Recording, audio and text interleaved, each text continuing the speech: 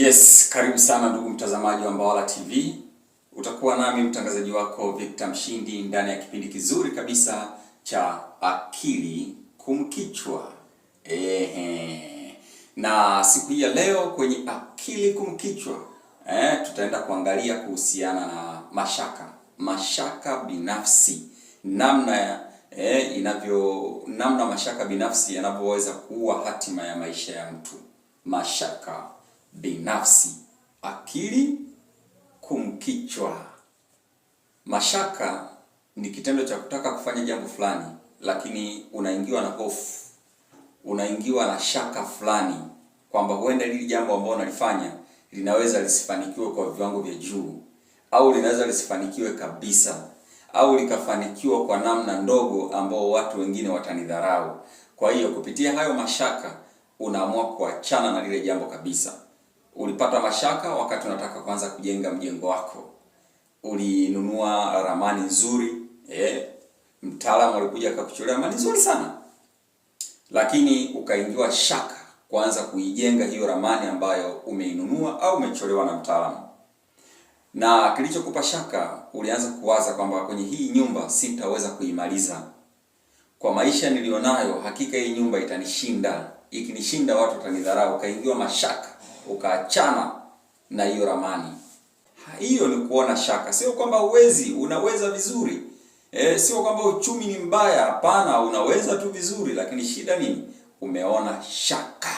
Shaka binafsi linakufanya usijenge ramani unayoitaka wewe. Kuna watu wengine wameanzisha biashara, ana plani nzuri 2026 nitaanzisha biashara fulani, lakini mpaka leo hii, yani hapa tunaongea mwezi huu wa 7 unaenda mwezi wa 8, ameona mashaka binafsi na hajafanya ile biashara. Nini mashaka binafsi? Ameona mashaka, ameona hofu iliyompelekea akashindwa kuanzisha hiyo biashara. Kuna wengine walisema 2026 nitalima sana, nitakodi mashamba, nitalima, lakini mpaka wenzake wamevuna, hajalima hata kaeka kamoja wala hata karobo heka. Kwa sababu gani? Aliona shaka, akaanza kuona huenda nitapoteza hela nyingi sana kwenye kilimo, alafu baadaye nisivune. Anaanza kuwaza kuna gharama nyingi sana kwenye kilimo. Mashaka binafsi yakamuingia, akashindwa kuanza ile process yake ya kilimo. Kuna wengine wanataka wawe wafugaji, alisema nitaanza kufuga kuku, nitaanza kufuga bata, nitafuga njiwa, nitafuga hiki na hiki na hiki na hiki, lakini mwisho wa siku mpaka leo hii afugi. Kwa sababu gani? Mashaka binafsi. Hivi nikianza kufuga leo mbuzi wakifa, umeona?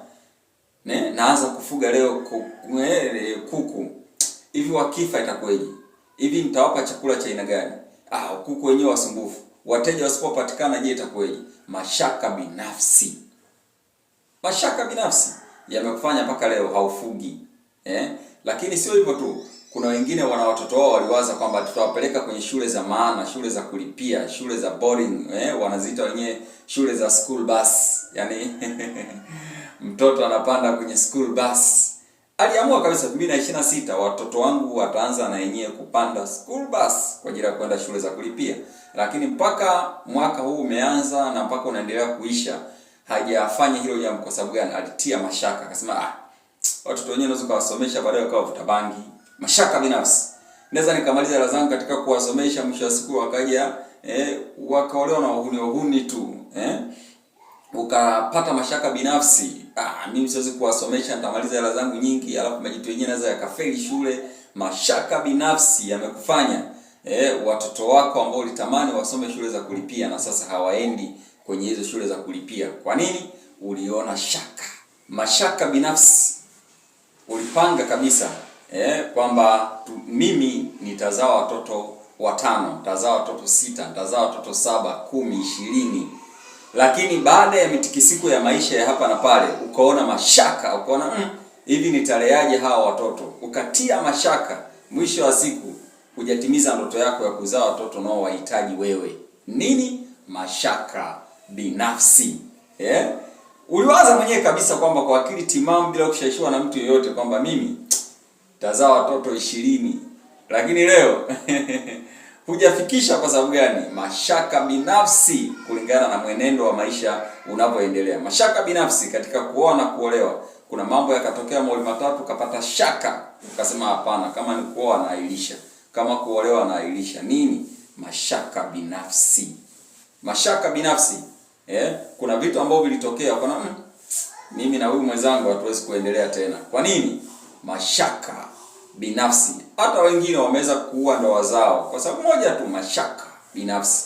Ndani ya ndoa kuna mambo yakatokea akaona mashaka, akaona hamna, ngoja niondoke.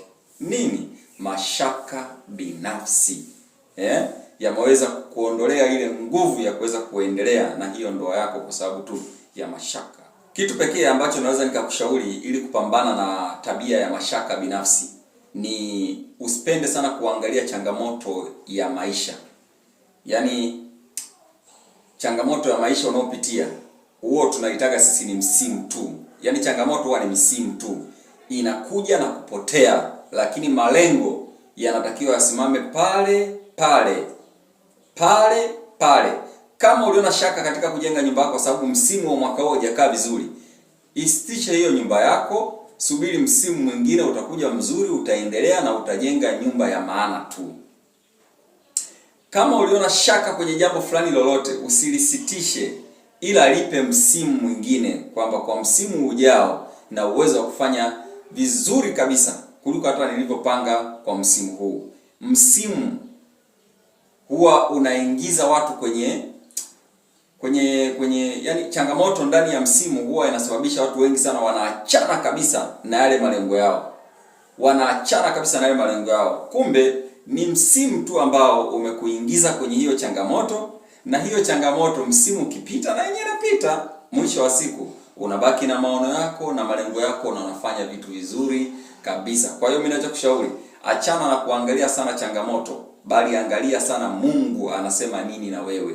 Angalia sana Mungu anataka afanye nini ndani yako, sio wewe kuangalia changamoto ndani ya misimu. Ulikuwa nami mtangazaji wako Victor Mshindi ndani ya Mbawala TV.